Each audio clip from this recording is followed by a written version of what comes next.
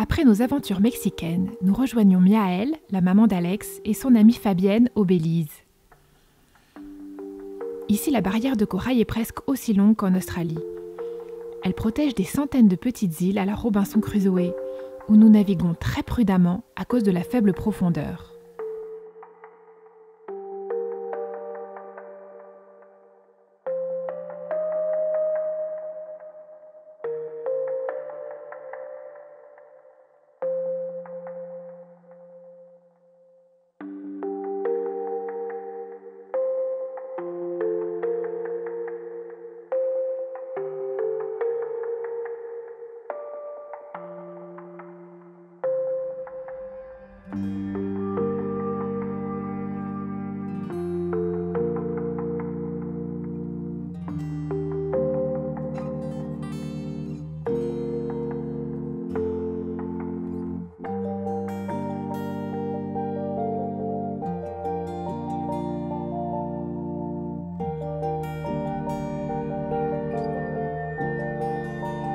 Chaque soir, nous assistons à des couchers de soleil époustouflants.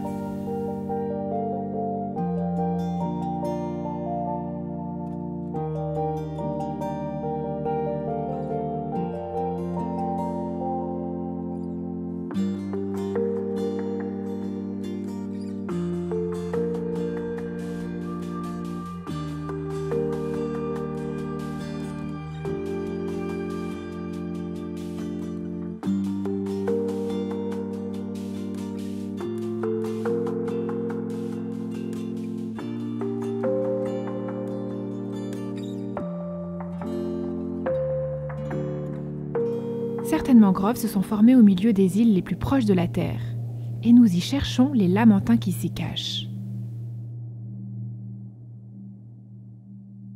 On cherche toujours les manatis, mais ils sont hyper discrets. En fait, on voit des traces de boue à la surface. Mais ils disparaissent, on les voit même pas respirer. C'est très très calme, ils sont très timides, ils sont vraiment durs à voir. On essaie de ne pas mettre le moteur pour ne pas les effrayer. Il y a une autre barque qui arrivait moteur à fond et qui les a poursuivis en jetant tout le monde à l'eau. C'était un peu une catastrophe et on est hyper content d'avoir un capitaine pas du tout comme ça, qui les respecte et qui va tout doucement et qui, voilà, si on les voit pas, on les verra pas, c'est pas grave. Alors on a vu une maman lamentin et son bébé respirer en surface très furtivement. À ce moment-là, Alex était à l'eau et il s'est approché tout doucement et il a pu les voir sous l'eau. Moi je suis allée à l'eau après, mais on les a pas revus. Et voilà, on les a un peu dérangés parce que la maman elle est effrayée avec son petit. Donc voilà, pour l'instant on essaye de chercher d'autres lamantins qui seraient moins effrayés qu'une maman et son bébé. C'est toujours aussi calme et ils sont toujours extrêmement discrets.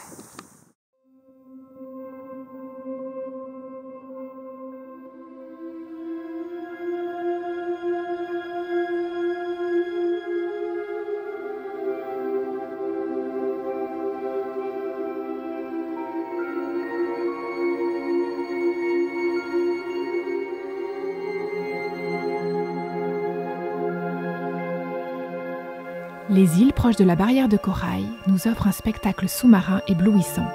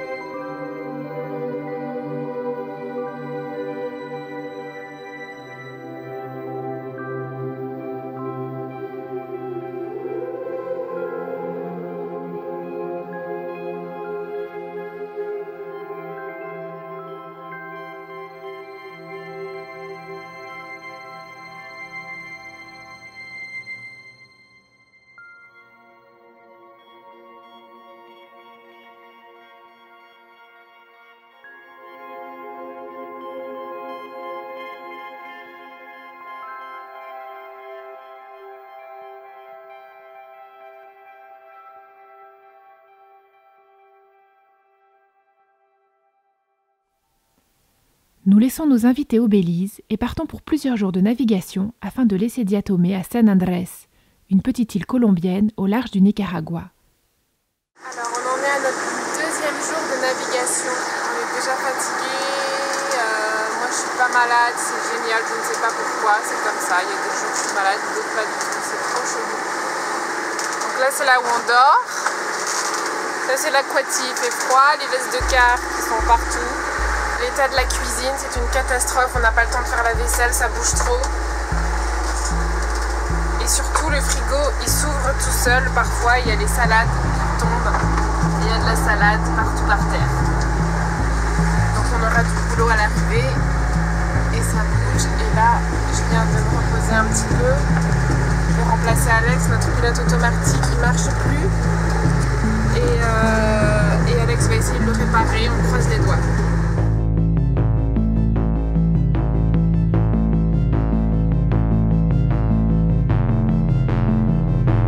Jour de navigation, c'est super difficile, on est épuisé. En fait, Alex a essayé de réparer le pilote automatique qui nous a lâché dès la première nuit, mais il n'a pas réussi.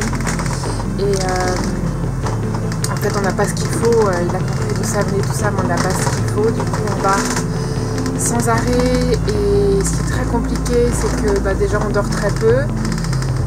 Et le cap où on va, c'est pile là d'où vient le vent, ce qui fait qu'on est obligé de louvoyer. Je vais vous montrer. Donc en fait, nous, on est parti en gros de là. Et on devait faire ça et redescendre. Et là, en fait, on est parti il y a 3 jours maintenant. On est à peine ici parce qu'on a fait que descendre, remonter, descendre, remonter, descendre. En fait, on est en zigzag. Et on pensait que le zigzag il serait beaucoup plus près du vent, mais on n'arrive pas à être près du vent, c'est impossible. Donc là vous voyez par exemple, on est vraiment comme ça, on va devoir remonter là. Enfin bon bref, c'est l'enfer, l'enfer, l'enfer. Voilà, c'est épuisant, mais en même temps ça crée des liens hyper forts. Moi je suis hyper admirative d'Alex parce que moi quand je barre, il fait plein de choses. Il va vider l'eau à la cale avant, il enlève toutes les sargasses, il fait la cuisine, il range la cuisine, il s'occupe de toutes les manœuvres des voiles, alors que quand il barre, moi souvent je me repose, je dors. Finalement j'ai quand même vomi hier parce que c'était trop beau pour être vrai, non j'ai quand même vomi. Et un truc que j'avais mangé 10 heures avant, que j'avais pas du tout digéré parce qu'en fait ça bouge tellement, il y a énormément de vagues et de vent. Et on est comme l'estomac, il est comme dans une machine à laver. Donc c'est un petit peu dur. Là je viens de sortir de ma douche et ça fait trop du bien parce qu'on est tout pégueux de crème solaire et d'embrun, on se prend des vagues dans la gueule tout le temps. Je suis tellement admirative de ce mec qui est génial, franchement, mais dès qu'il y a un truc en panne, un bruit bizarre, quelque chose qui ne fonctionne pas, mais dans les 10 minutes il a compris ce qui se passait. Il est vraiment doué et je me sens hyper en sécurité avec lui, je l'aime de ouf et si jamais il regarde cette vidéo, je sais qu'il la regardera, je vais lui dire à quel point je l'aime. Alors, 4e jour de navigation. Aujourd'hui c'était vraiment difficile, tout à l'heure j'ai craqué. De faiblesse, de fatigue, en fait j'arrive pas à manger, j'arrive pas à boire. Dès que je barre pas, je me repose, je dors. Et voilà, donc j'accumule de la fatigue. Alex c'est exactement pareil, en plus lui il se tape toutes les manœuvres à la voile, donc on est vraiment très fatigué, le vent n'est pas avec nous, on n'avance pas, on est à l'endroit où on pensait être en 2 jours alors que c'est le 4e jour, donc c'est dur. Et je vous montre un peu les dégâts. Donc déjà là c'est trempé, on voit un petit peu parce que l'eau, on se reçoit tellement d'eau que même si la fenêtre est bien fermée, elle est tombée, il y a de l'eau quand même qui passe. Là, ici, c'est la porte du placard qui s'est cassée la gueule. Heureusement, le miroir s'est pas brisé. Ensuite, par terre, on a la poignée de la porte qui s'est cassée de l'autre côté. Voilà, il y en a partout, il y a tout cavaldingué. Et finalement, le plus dur, c'est que Alex, il me manque terriblement parce qu'on est peu souvent ensemble. Quand l'un barre, l'autre se repose. Et je rêve juste qu'on se prenne dans les bras, mais on peut pas parce qu'il faut toujours qu'il y en ait un qui barre. Mais Voilà, en fait, Alex me manque, même si on est tous les deux au milieu de nulle part, et ben on se sent quand même hyper seul.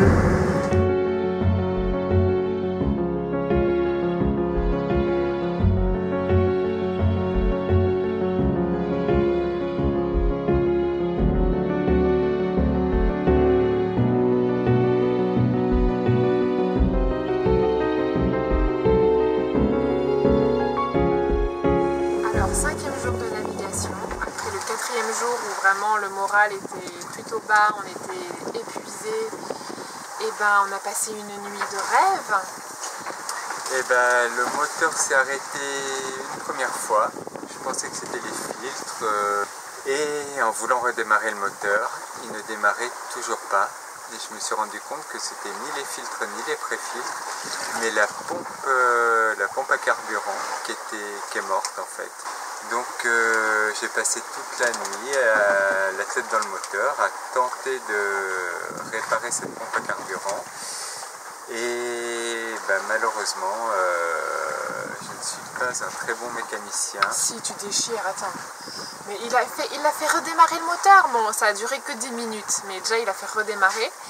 Il a bricolé pendant des heures et des heures en trouvant le moindre petit boulon qui allait et tout. Enfin bon bref, il a tout déchiré en sueur. Parce qu'en fait, ce qu'il faut savoir, c'est qu'il fait 40 degrés dans le bateau aussi, on n'a pas d'air. Dans le doute, vu que c'est quand même de briques et de broc, on a changé de destination. On ne va pas du tout aller à San Andrés comme prévu parce que c'est très compliqué d'y aller qu'à la voile en fait. Et si le moteur ne tient pas, on n'a nulle part autre où aller en fait. Et du coup, on voulait aller aux îles Caïmans parce que c'est pas très très loin. Et puis voilà, faire poser le bateau là-bas finalement. Mais entre-temps, on a eu les gens de Volvo, la marque du moteur au téléphone, qui nous ont dit qu'au Mexique, il y avait le revendeur, un concessionnaire Volvo, et donc je pourrais retrouver les pièces séparées au Mexique. Donc, on retourne à notre point de départ. Et là, on a eu la panne de moteur, sachant qu'on n'avait plus qu'à descendre et ensuite aller à Sant Andrés, qui est vers là, vent de travers. On était quasiment arrivés, on avait fait le plus dur, tout ça, et après ça allait aller tout seul. Et ben là, on a une panne de moteur et on retourne au Mexique. Là, à Cozumel. Ok, 6e jour de navigation. On est donc en route pour le Mexique. Le moteur finalement ne démarre plus du tout. C'est horrible, je suis hyper fatiguée. J'arrive plus à aligner de mots. En fait, donc voilà, en route pour le Mexique, le vent est grave avec nous. On fait une moyenne de 8-10 nœuds, ce qui est énorme. C'est hyper rapide. Il y a le courant avec nous, le vent avec nous. On trace, on trace, on trace. Donc c'est génial, c'est assez facile à barrer, même si on est très fatigué. On prend des positions pas possibles pour essayer de barrer, parce qu'un des gros défauts de ce bateau en fait, c'est que le cockpit il est pas du tout confortable, on est mal assis et on est trop fatigué pour barrer debout de temps en temps, mais pas tout le temps, donc on se fait mal, très très mal au dos. Et voilà, on va avoir besoin d'un bon massage en rentrant, et je pense fort à toi ma petite Maguelaï, et je compte sur toi pour un bon massage. Et cette nuit ça a été assez cauchemardesque. On a eu du tout ou rien, c'est-à-dire qu'on a eu pétole, mais vraiment pétole, et comme on n'avait pas de moteur, on se laissait plus ou moins dériver avec la grand voile qui faisait floc, floc, floc, floc, parce que comme il n'y a pas de vent, elle va d'un côté de l'autre, donc pour celui qui dormait c'était assez relou. Et pendant 2 heures on s'est laissé dériver, on avançait à 1 nœud 5 comme ça, on attendait que ça passe. C'était assez irréel. La nuit était noire, et en fait on voyait pas la mer ni le ciel, on voyait quelques étoiles, et en même temps il y avait beaucoup de nuages et surtout des grains partout autour de nous, des éclairs, de la pluie, et donc ça passait de pétole à rafale comme j'ai jamais vu de ma vie. Mais c'est à dire que là on avait 2 riz. Juste la grand voile, le bateau il se faisait emporter. Nous, normalement, en fait, quand le bateau se rapproche du vent, quand il y a des rafales, nous il faut qu'on l'éloigne du vent. Et je l'éloignais du vent hyper vite. Et en fait, il continuait de se rapprocher du vent malgré que je l'éloignais. Enfin, j'ai jamais vu ça de ma vie. Donc, ça a fait ça juste une fois. Hein. Mais c'était quand même assez chaud. Pourtant, j'ai pas trop peur. Mais là, j'ai un peu flippé. En fait, ce qui fait peur, c'est de ne pas maîtriser le bateau. Et c'était ma hantise, c'était qu'on n'ait pas de moteur parce que avec le moteur on maîtrise toujours et le moteur et la barre en fait, c'est les deux trucs qui me font trop flipper quand ça tombe en panne. Les pilotes automatiques c'est pas grave, on est fatigué parce qu'on barre mais c'est pas très grave, mais le moteur c'était ma hantise. Bon finalement je le vis bien, là on avance bien à la voile. Demain on arrive à la marina de Cancun. On les a prévenus qu'on n'avait pas de moteur, ils viendront nous remorquer. J'espère que tout va bien se passer. Et on n'a qu'une hâte, mais un truc de dingue, c'est d'aller dans un hôtel. Et d'ailleurs tous les gens qui viennent à bord de Diatomée, dès qu'ils partent du bateau, souvent ils se font 1 ou 2 nuits d'hôtel. Parce que soit on les lâche plus tôt, soit ils ont envie de se reposer, on a envie de dormir dans un grand lit, on n'a pas envie que ça bouge, on a envie de prendre une douche de plus d'1 minute et un peu d'eau chaude, on a envie de se laver les cheveux. Voilà, ça fait partie de la vie du bateau, mais on va trop kiffer le confort et surtout retrouver de l'appétit. Parce que là c'est horrible, mais autant Alex que moi, on n'a jamais faim. Alex arrive à manger un peu plus que moi, mais moi, c'est très dur de manger quand on a, mais tellement pas faim, je sais pas comment vous expliquer, mais je me force et là j'ai mangé un demi-melon à midi et je l'ai eu sur l'estomac toute la journée et je mangerai rien d'autre, je peux pas, c'est juste comme ça, donc on s'affaiblit, je bois pas non plus parce que l'eau elle m'écoeure, là elle est dégueulasse l'eau qu'on a, donc on se fatigue, donc je bois un peu de lait d'amande mais on est complètement dénutri. Heureusement on avait pris de l'avance au Mexique avec toute la bouffe qu'on s'est goinfré là-bas. Donc ça va, on a quelques réserves. On est presque arrivé, on a tout fait à la voile. On est tout proche de Cancun. Et on est à même pas, je sais plus trop, à 2000 je crois de la marina. Sauf que là, on entend plein de trucs à la VHF, mais on comprenait pas trop en espagnol. Enfin, c'était en plus ça grésille. Et en fait, il y a plein de bateaux qui nous ont appelés à la VHF. Alors, il y a un bateau qui vient à l'instant de venir nous voir parce qu'en fait, on est arrêté là parce qu'il y a une compétition de natation de gens qui nagent de Cancun à Isla Mujeres. On a fait plein de compétitions de natation, alors on compatit trop et on attendra 1 heure volontiers que la compétition se finisse. Mais du coup, on a ancré à l'arrache parce qu'ils sont venus vers nous en disant arrêtez, il y a la compétition, on fonçait sur les nageurs. Et donc on a ancré à l'arrache et là il y a un bateau qui vient de venir nous voir en disant qu'on est sur un récif, on n'a pas du tout le droit d'ancrer là. Et on est trop mal quoi, j'espère qu'on n'a rien cassé et qu'on n'a rien abîmé, mais enfin bon on n'avait pas trop le choix. Voilà, je vous montre. On est là il y a les nageurs qui vont de là à là et nous on va aller là. Alors je continue ce vlog un petit peu plus tard, renourrir, réhydrater, reposer, un peu plus en forme. On a finalement réussi à mouiller sans moteur en face de la marina. Et il y a une toute petite barque qui est venue remorquer le bateau pour qu'on puisse se garer à l'intérieur de la marina.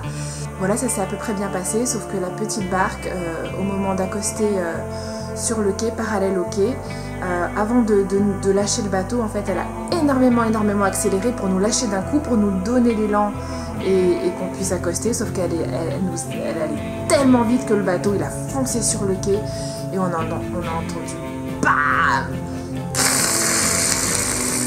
Et tout a râpé parce qu'en fait le pare-battage il servait à rien, en fait avec la vitesse ils se sont soulevés et toute la coque a touché et était toute rayée, donc ça s'est presque bien passé.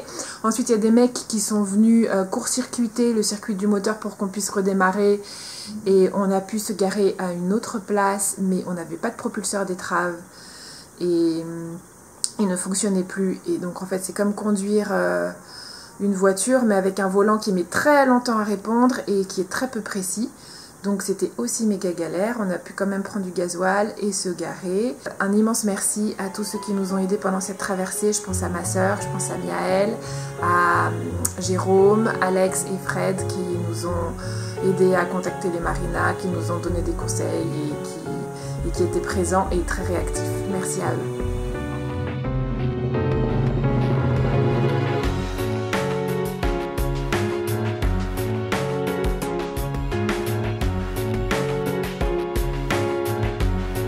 On est enfin posé dans un hôtel à Cancun. Je sais que beaucoup de gens détestent Cancun. Moi j'adore les hôtels, j'adore les piscines. Donc ici je me sens plutôt bien.